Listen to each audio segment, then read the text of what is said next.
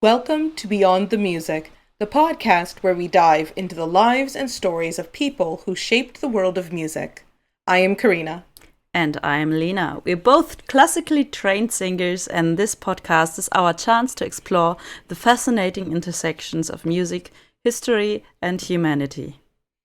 In our previous episode, I took us into the world of Camille Saint-Saëns' Carnival of Animals. Today we are doing something a little different than what we normally have scheduled. Now, Lena, what is the date today for our viewers? It should be the 7th of May. Have you ever heard of the saying, May the 4th be with you? Yeah, I have. I am a big nerd, you know. Of course I know that saying.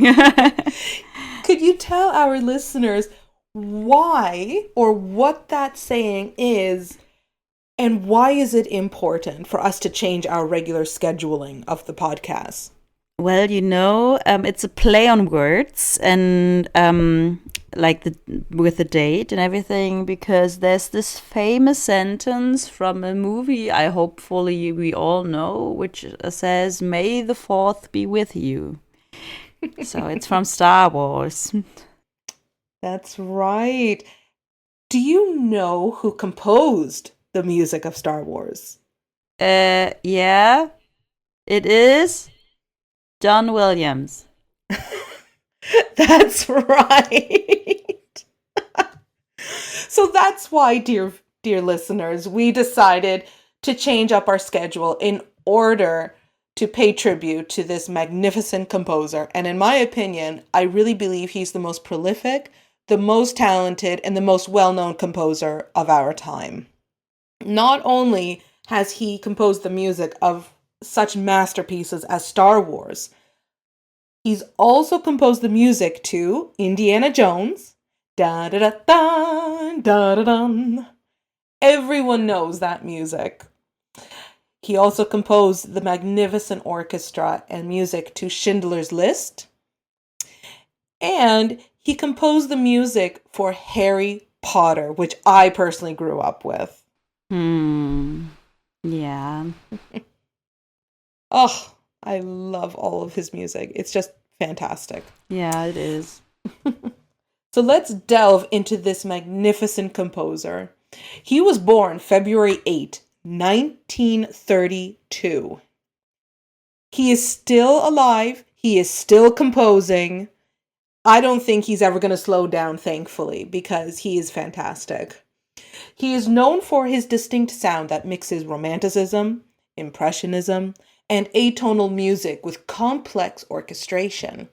He is best known for his collaborations with the wonderful Steven Spielberg and Star Wars George Lucas. He has received numerous accolades, including 26 Grammy Awards, 5 Academy Awards, 7 BAFTA Awards, 3 Emmy Awards, and 4 Golden Globe Awards. That's a lot. He does need a whole room just for the awards. I think so. Well, I think anyone who hears any of his music knows that it came from him. With 54 Academy Award nominations, he is the second most nominated person. Now, Lena, can you guess, just off the top of your head, who is the first most nominated person? No, I don't know. Think of a giant mouse. A giant... Oh, well, Disney? You know, Mickey Mouse? Yes! Mickey Mouse, that's right. Walt Disney is the first most nominated person. So John Williams is a very close second. John Williams is also the oldest Oscar nominee in any category at 93 years old.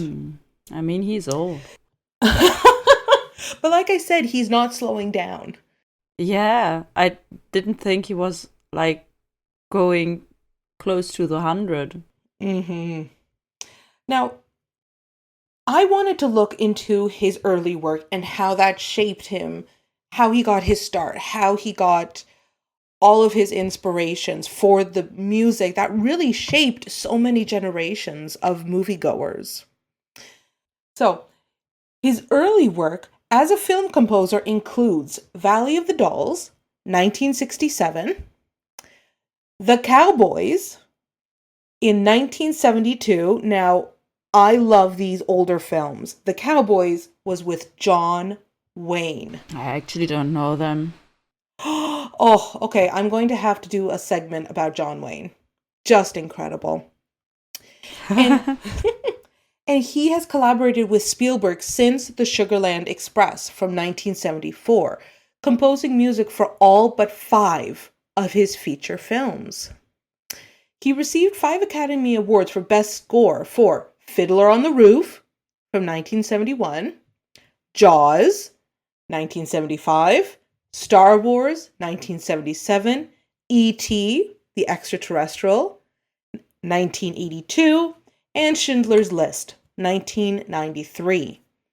Other memorable collaborations with Spielberg includes Close Encounters of the Third Kind, the Indiana Jones franchise, Hook, where you had Robin Williams as Peter Pan, pretty sure.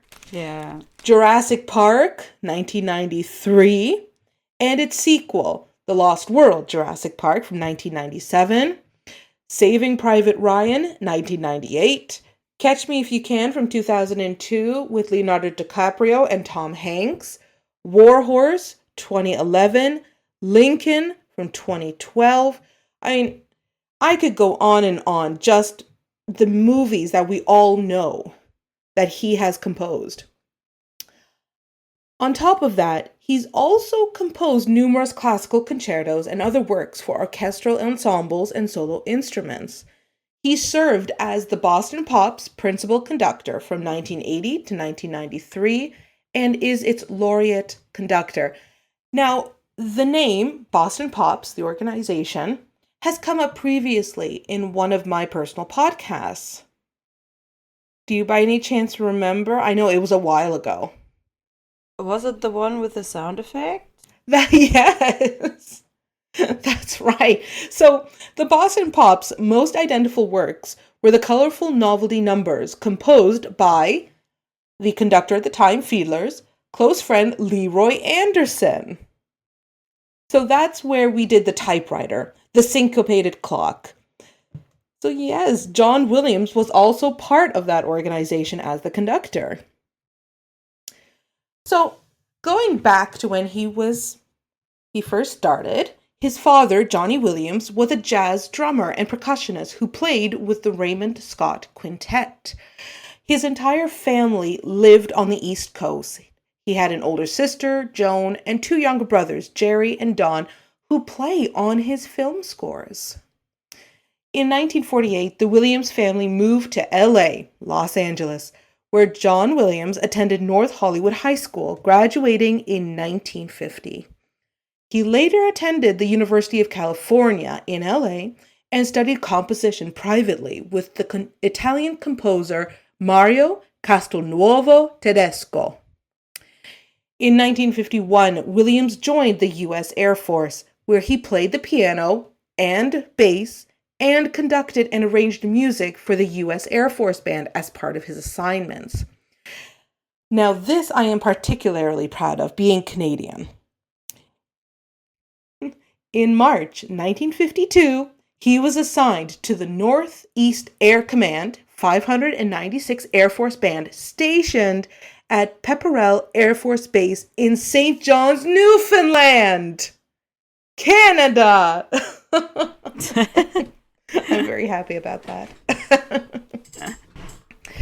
In 1955, following his Air Force service, Williams moved to New York City and entered Juilliard. While he was there, he studied piano with Rosina Levine. Originally, he was focused as a concert pianist. However, he soon switched to composition. I found a quote of his. He said, "It became clear," he recalled, "that I could write better than I could play." After his studies at Juilliard and the Eastman School of Music, Williams went to Los Angeles, where he began working as an orchestrator at film studios. Williams was also a studio pianist and session musician, performing on scores by such composers as, now I'm sure you're going to recognize some of these names, Jerry Goldsmith, Elmer Bernstein, and Henry Mancini. Now, Henry Mancini composed The Pink Panther. One of my favorites. Yeah. I mean, we all know this music. So, one of his first jobs was working under mentor Alfred Newman with an uncredited role in the orchestra for the 1956 film Carousel, which also coincidentally starred his soon-to-be wife, Barbara Ruick. With Mancini, he recorded the scores of Peter Gunn, 1959, this one we all know, Breakfast at Tiffany's, 1961, and played the piano part of the guitar piano ostinato in Mancini's Peter Gunn title theme. With Elmer Bernstein, he performed on the scores of Alexander Mackendrick's Sweet Smell of Success, 1957, and the classic Robert Mulligan's To Kill a Mockingbird, 1962. I actually know this one because as I was for a half year in the high school in America, it was a novel we had to read. And we also watched the movie. Yeah.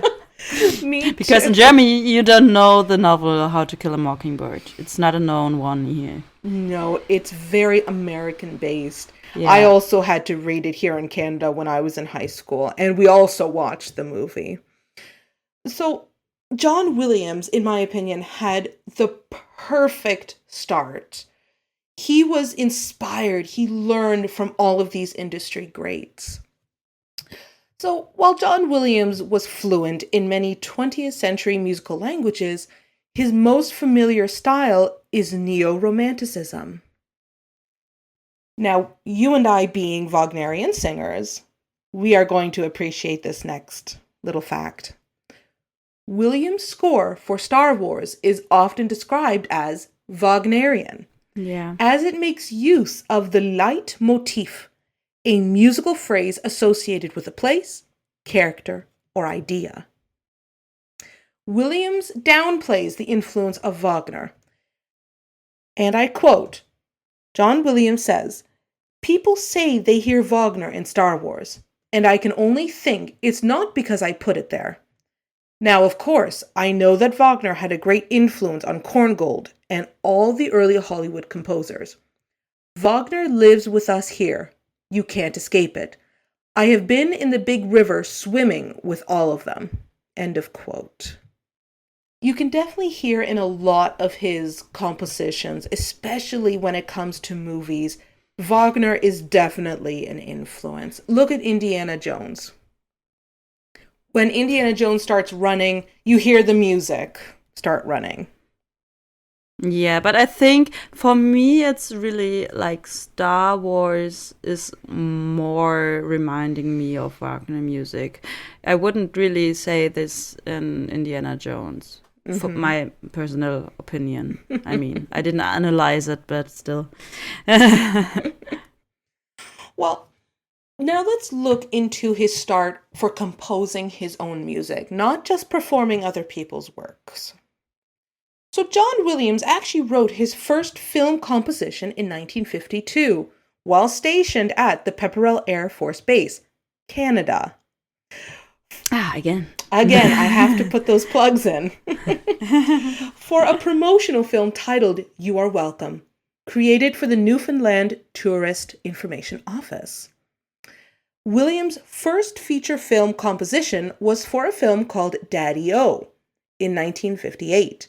And his first screen credit came 2 years later in the movie Because They're Young. During this time, Williams also composed music for television. So a couple of the television shows he worked with, I'll mention 3 to give you an idea. So several episodes of M Squad, from 1957 to 1960, Checkmate from 1960 to 1962, and this next one you are definitely going to know. The pilot episode of Gilligan's Island, 1964 to 67. His first Oscar was for scoring, adaptation and original song score for Fiddler on the Roof, 1971. He continued to work with scoring, The Reivers from 1968, and my favorite, The Cowboys, 1972, with John Wayne. Classic American cowboy. And actually, this shaped the path of his career. Williams' scores for The Reivers and the Cowboys impressed a young Steven Spielberg, who was getting ready to direct his feature debut, The Sugarland Express, in 1974, and requested the composer for The Reivers, which was Williams. See how it all works out? Yeah. It's like a movie, you know? Looking back, yes. So in 1974, Spielberg, the first meeting with Spielberg, Williams recalled, quote, "I met what looked to be this 17-year-old kid, this very sweet boy who knew more about film music than I did. Every Max Steiner and Dmitri Toymkin score. We had a meeting in a fancy Beverly Hills restaurant arranged by executives. It was very cute. You had the feeling Steven had never been in a restaurant like that before.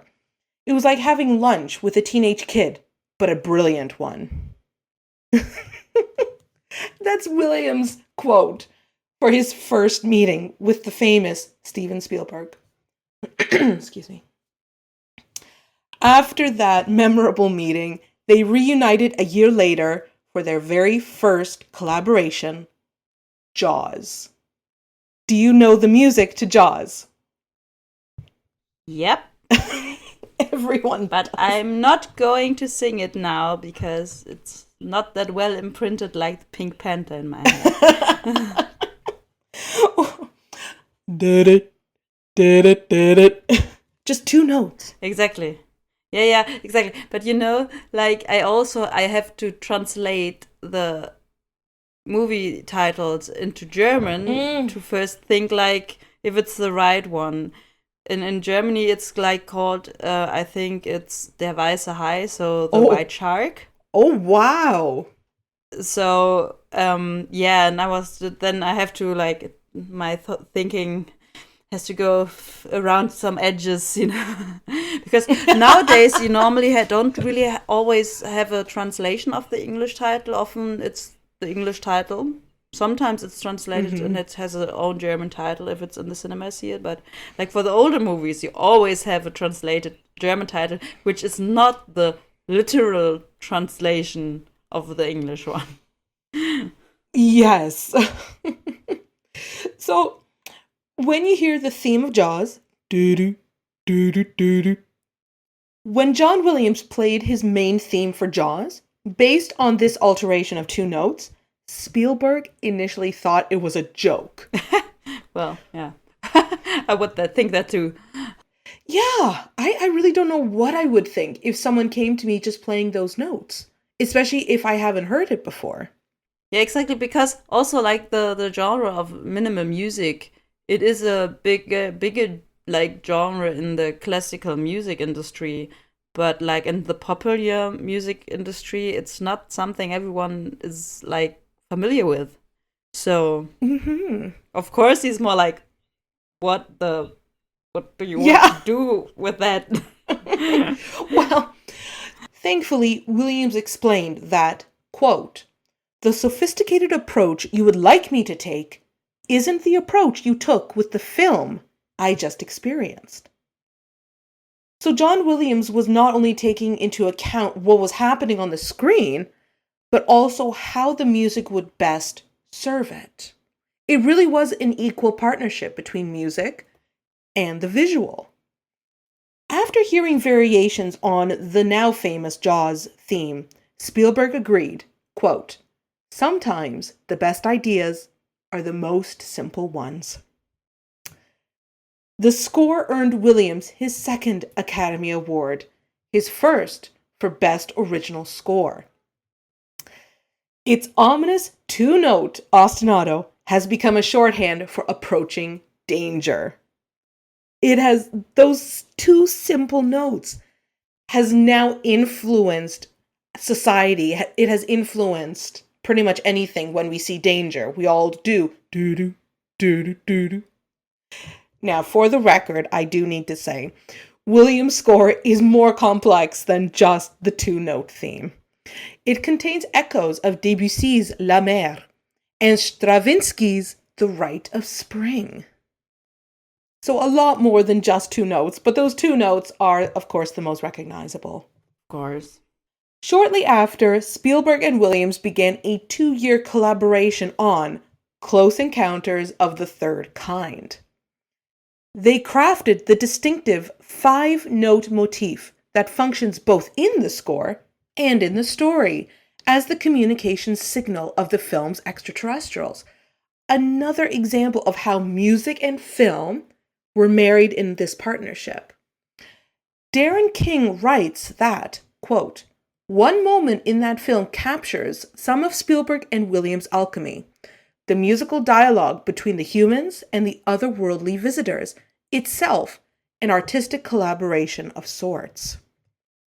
Pauline Kael wrote of the scene, quote, "The Earthlings are ready with a console, and they greet the great craft with an oboe solo variation on the 5-note theme. The craft answers in deep tuba tones. The dialogue becomes blissfully garrulous. There is a conversational duet, the music of the spheres." Now, John Williams says the first 3 notes of the theme are resolved.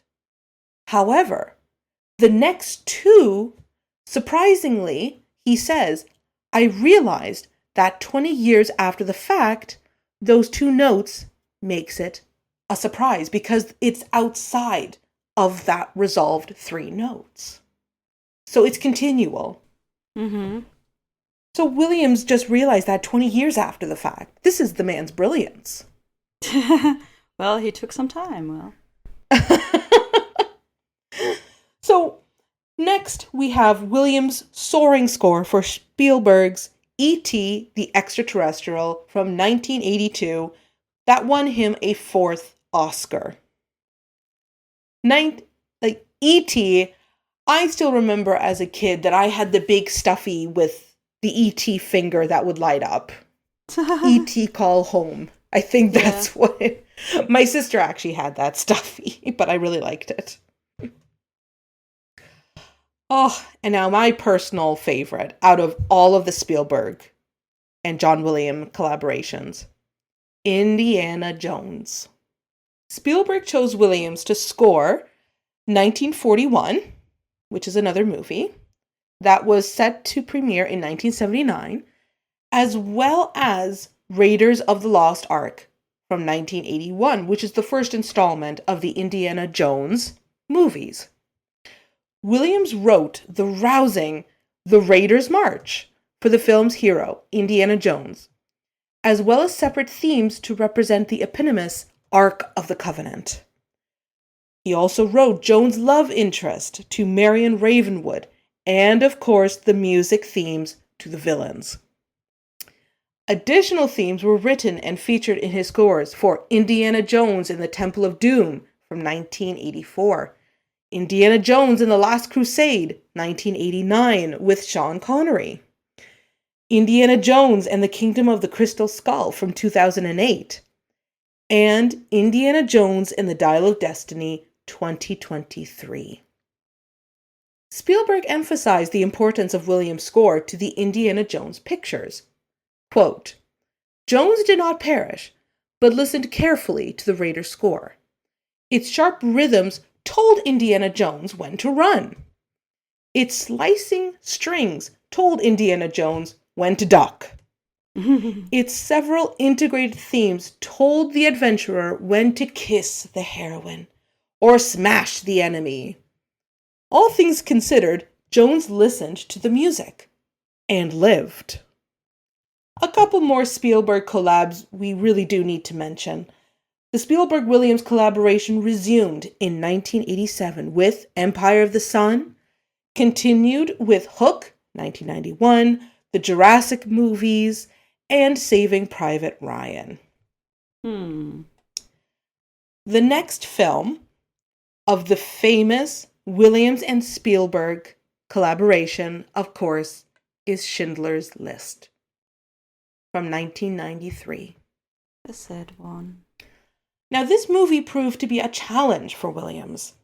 After viewing the rough cut with Spielberg, he was so overcome with emotion that he was hesitant to score the film. He told Spielberg, quote, "I really think you need a better composer than I am for this film." Whereas Spielberg replied, "I know, but they're all dead."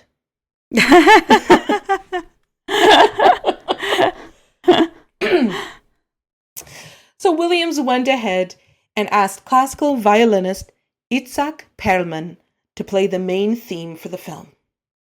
Williams garnered his 4th Oscar for Best Original Score, which was his 5th overall. Williams then continued to write scores inspired by jazz for Spielberg's Catch Me If You Can from 2002.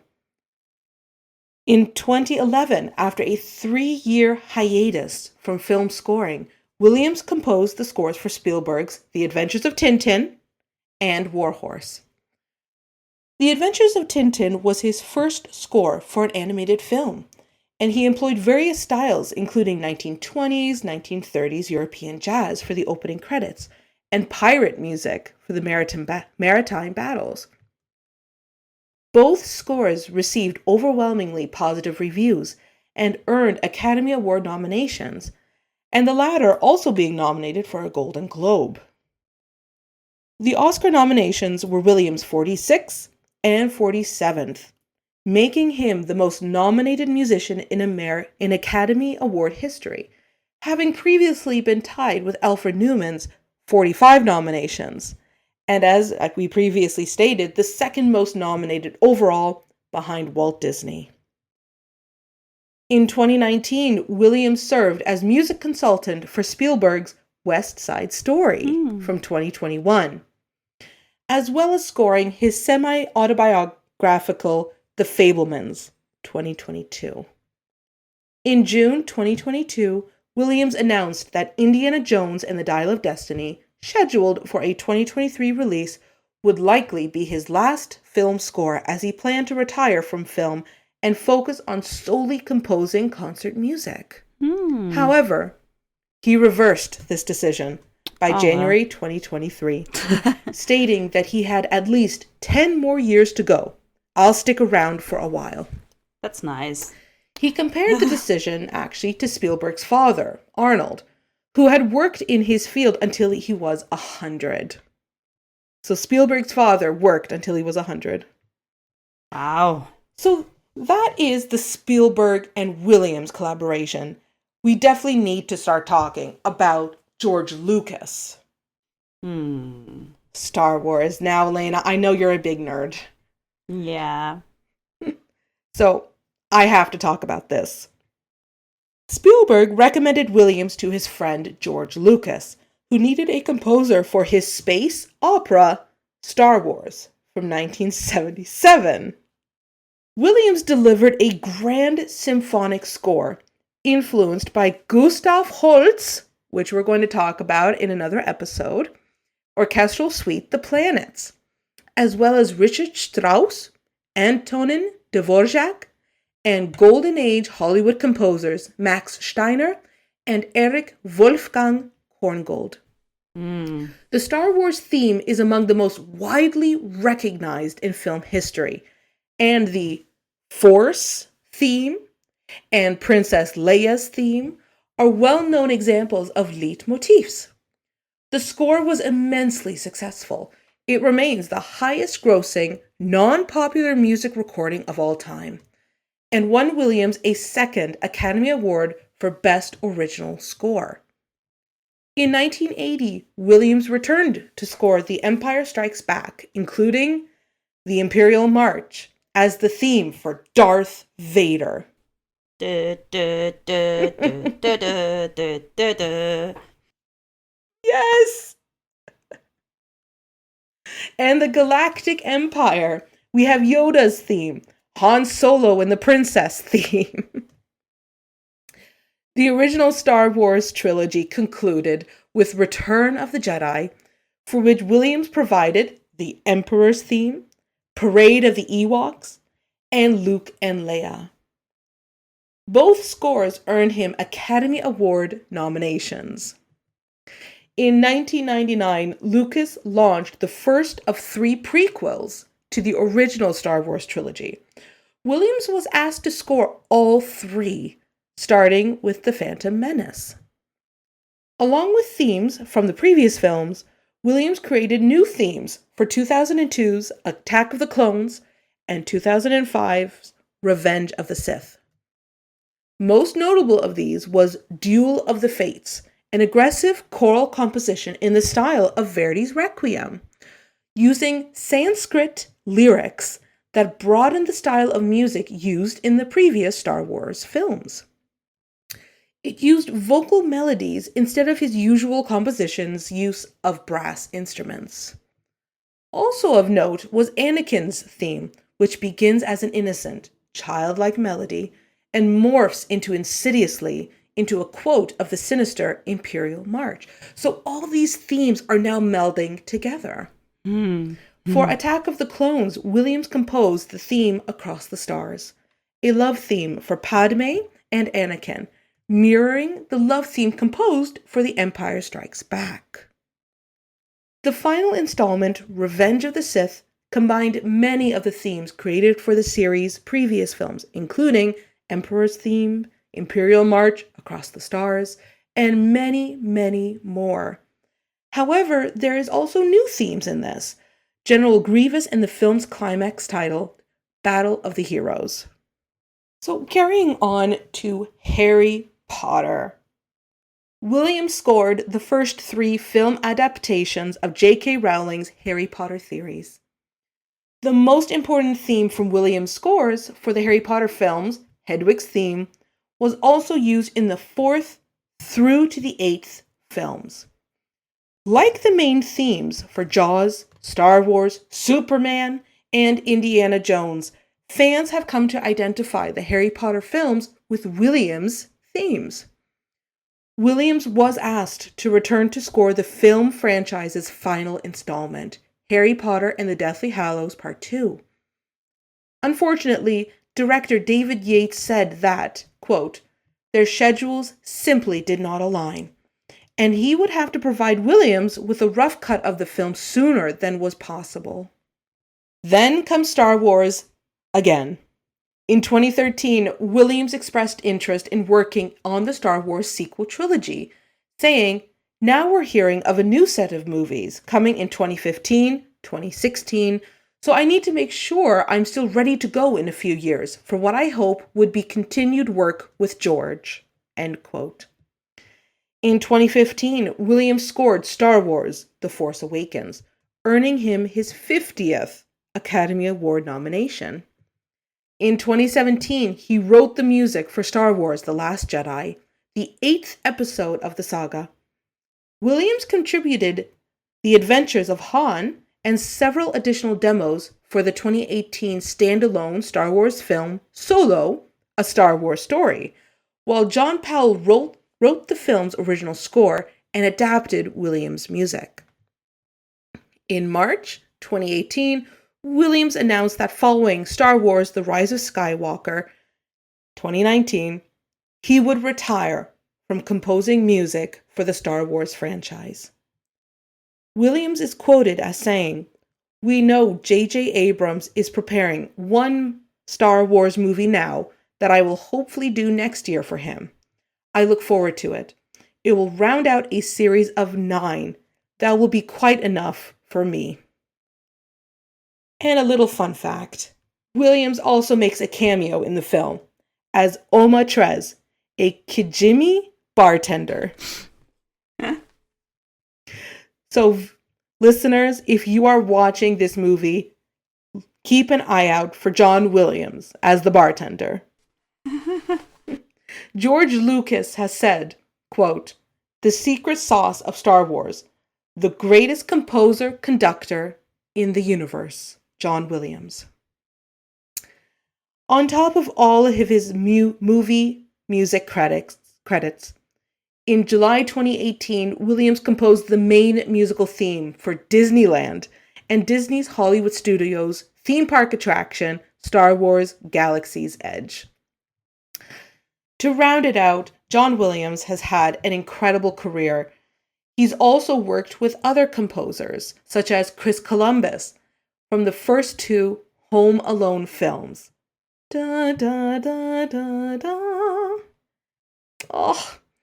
And he also worked with Rob Marshall's Memoirs of a Geisha from 2005. So overall, John Williams has not only shaped movie music, but I think he has also created such an impression for us viewers, us musicians, because he has given us such notable compositions such as the Jaws theme, Indiana Jones, Star Wars, that has inspired multiple generations of people. This is why we needed to speak of John Williams. And listeners, I hope that May the 4th be with you. I hope you enjoyed the world of John Williams as much as I did. If you like this episode, don't forget to subscribe and leave a review. Next time, we'll dive into another fascinating chapter of music history. Until then, keep listening and discovering the stories beyond the music. See you next time.